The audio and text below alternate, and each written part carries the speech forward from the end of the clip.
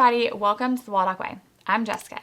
Today's video is going to be all about our homeschool rhythm or routine or schedule if you like that word better, even though I kind of don't.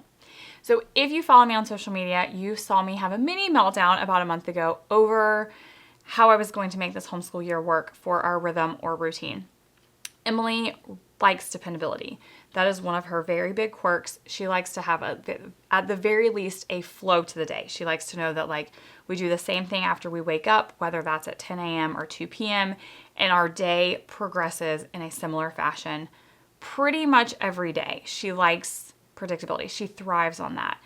And so as she's gotten older and we've added more extracurriculars, I was struggling with how to give her the schedule that she desired while also trying to find a way to make me happy and get the academics that we wanted done, keep her in the extracurriculars that she wanted, and also be having that joy and connection that was my goal for the year. And it was breaking my brain. I couldn't figure out how to do it.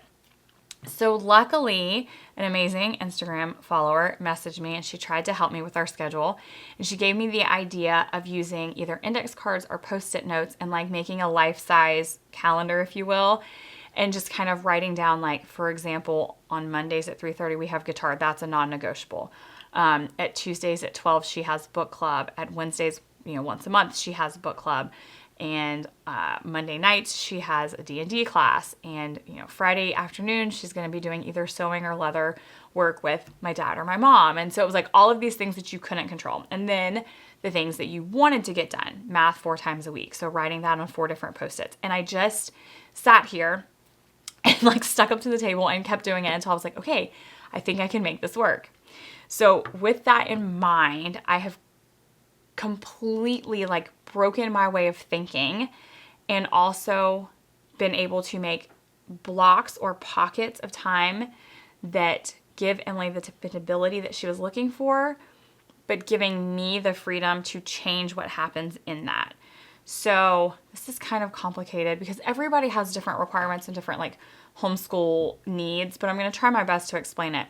So for example, when she wakes up in the morning, she's going to do an hour of independent work. That's the block that she has with independent work. What happens during that time, I will dictate, right? I will just lay out her math book, which means she needs to do a math lesson, or I'll lay out whatever she's going to do.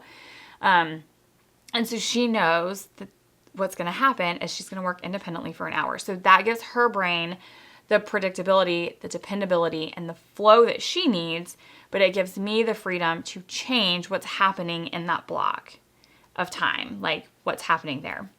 So I'm just going to kind of give you an overview. The first thing that is different than we've ever done it before is, for the most part, Monday is our day off, kind of.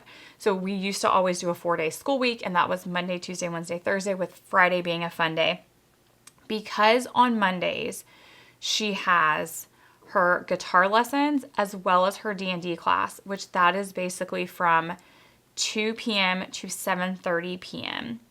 And because Monday has always been our most difficult day to get back into it because we've been out of our routine for the weekend, I decided it wasn't worth the uphill battle of us trying to get a whole lot done while also knowing that we needed to leave to make all of the other extracurriculars happen. So Monday, we do our Mealtime Monday because it's something that we really enjoy. It's something we've always enjoyed. So we're doing Mealtime Monday when she gets up, with whenever that is. She has no independent work on Monday. We do our Mealtime Monday, then we eat lunch, then we head out basically for the whole kind of rest of the day, and we're home in time for dinner. That is pretty much our maximum capacity of all we can handle. Then Tuesday through Friday is now our normal school days.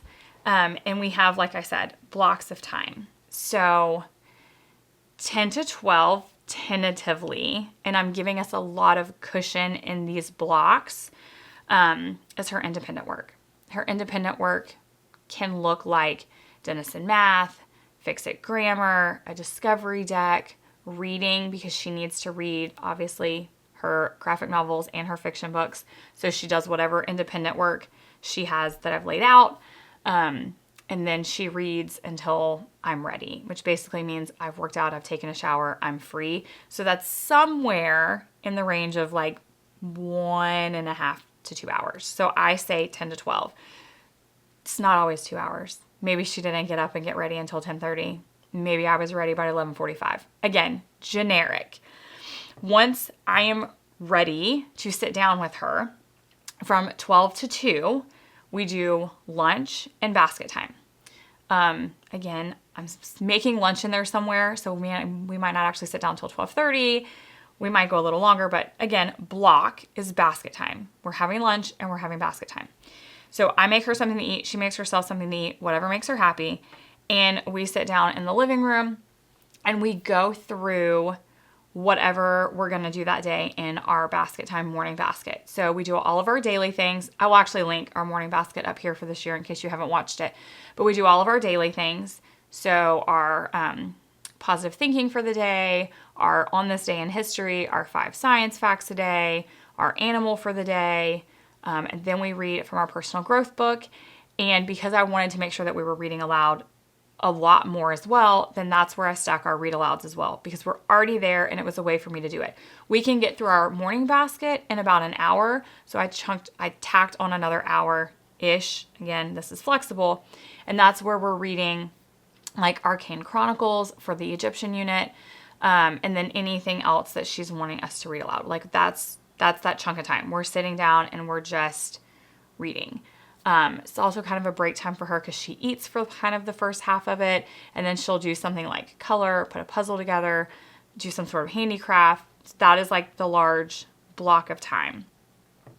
Then from 2 to 4 is whatever table work we're going to do. So that would be, I say table work. Tuesdays and Thursdays, it's table work. So that might look like us doing her newsletter together if it's that time of the month. It might look like us doing journaling together. It might look like her and Kevin doing STEAM together, which, nope, actually that's not happening on Tuesdays and Thursdays. Sorry, I will correct that in a minute. Anyway, Tuesdays and Thursdays, whatever table work, our unit study stuff, whatever like written stuff, our novel studies, anything that she needs to write that she would prefer for me to be there happens between 2 and 4. When we are done with whatever that is, then she takes from 4 to 5 on every day, like not just Tuesday and Thursday, but from 4 to 5, she takes as a practice block and she alternates practicing guitar and archery. So like if she does guitar today, she does archery tomorrow. And that one is just kind of on a loop. She just knows she does the opposite. That way, if she misses a day, she's not practicing guitar or not practicing archery. We just kind of alternate.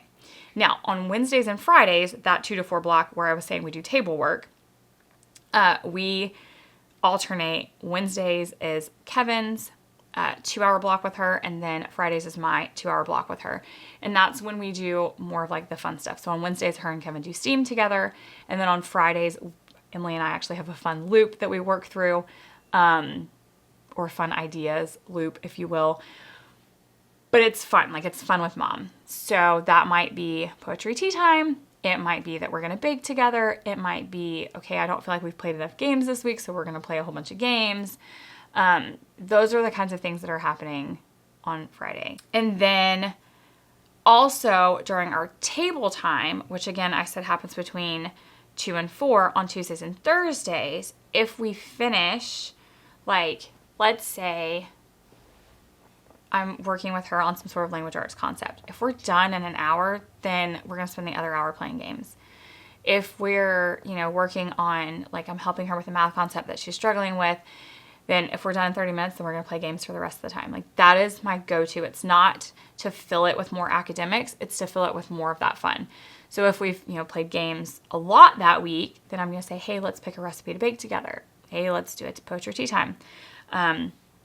Let's do something else that we find fun and enjoyable together instead of doing like more academics. Like I want to make sure we're having that fun. And I feel like these blocks give her that dependability and us the flexibility to have more of that happening. Once a month, she's doing leather work with my dad, and once a month she's doing sewing with my mom.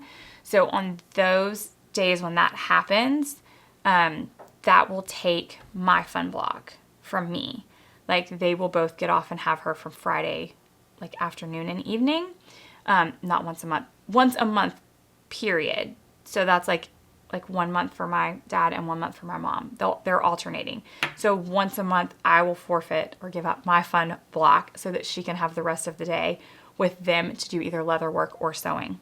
And then on Saturdays, at some point on Saturdays, that's when we're going to be doing our movie nights, which we'll be using Lights, Camera, Learn for that. And it'll just happen at some point because Saturday is normally my work day, or at least I try to make it my work day. So whenever I'm done with my work day, probably after dinner, we will just have a family movie night. We were going to do it on Friday nights because that's what like made the most sense for my brain. But I was worried that with her possibly being with my mom or my dad once a month, that would mean we were going to be losing 1 week a month. And I didn't want like that habit to fall to the wayside with us not doing it. Anyway, so we're going to do it on Saturday nights. That way we can stick with it and it'll keep happening and it's not going to be a habit that doesn't happen. All of this gets a little crazy, except on Tuesdays when she has her book club. That happens at noon, which is in between her independent time, lunch and basket time. So that's why noon was kind of like my cutoff, if you will. So her independent work will be lighter. She'll finish her independent work. She'll have her book club, and then our basket time will be a little shorter that day. So I will like read less to make up for that time in between when the book club happened. And then the same thing Wednesdays once a month when her fiction book club happens. And that's kind of why that block is there, because I can be like, okay, you're going to do a little less on your independent work, and then I'm going to start a little later, and it just happened in the middle. So those made the most sense there. Taking Monday off made the most sense, which again, that was like, I don't know why that was so hard for my brain to just be like, you're just not going to do school on Mondays because it's going to be too much. And then having like only 2 days where we're doing table work together. Whereas before we would have done table work every day for an hour, to get everything done. Maybe we would do language arts today, math tomorrow, or whatever. We would have done table work every day for an hour. But then I just kept feeling like an hour isn't enough time for like her and Kevin to do STEAM together, or me and her to like really get into a fun project, like an art project or something. So finally my brain was like, you homeschool, you have the freedom to do whatever you want. So being able to say, okay, we're only going to do independent work or table work, on Tuesdays and Thursdays so that you can have that same 2 hours, which is a longer block for her and Kevin and then her and I. Anyway, I don't know. It should have been easier than it was. I'm telling you guys, like it broke my brain. But now that it's done, it's so simple. And we've done it so far. This is our 3rd week of kind of following this routine or rhythm. And it has been, again, 3 weeks in is really nothing. Like ask me at the end of the year. But so far 3 weeks in, it's been working really, really well. It gives Emily that dependability that she likes. It gives her like knowing we're just going to move from one block to the other. But it gives me the freedom of being able to like lessen the loads in both to make room for things to happen or have a big enough buffer to start like a larger project.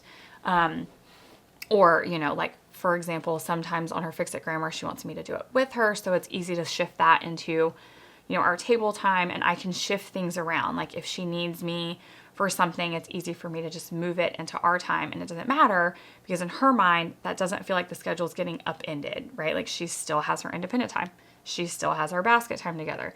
We still, like, as long as those blocks stay the same, she's happy, and then I'm happy because I can move things in and out of them or rearrange things depending on what happens. In case you made it through all this and you're like, my brain is broken, I don't even know what you said anymore. Mondays, we are doing meal time only, and then we eat lunch, we leave, we do guitar, D&D, dinner. That's it. That's what happens on Mondays. Tuesday, Wednesday, Thursday, Friday, we have our independent work from 10 to 12. We have our basket time from 12 to 2, and we have table work from 2 to 4. That table work is actual academic work on Tuesdays and Thursdays, and then it is STEAM with Kevin on Wednesdays and some sort of something fun with me on Fridays, except once a month when it is either leather work with my dad or sewing with my mom. And then from 4 to 5, that is like her practice block, and she alternates and practices either guitar or archery, whichever she hasn't done the day before. And like I said, we do that so that if she's done archery, or like, let's say it rained yesterday and she didn't get to archery and she did guitar, then she can just do archery today. Like, it's not always perfect, and she doesn't do it every day, but we try to have that block for her to make sure that she has like a set time aside to practice the things that she wants to get better at. Now, I would absolutely love to hear from you and hear what your routine or rhythm or even schedule looks like, and how you are making it work in your homeschool this year. Let me know down in the comments.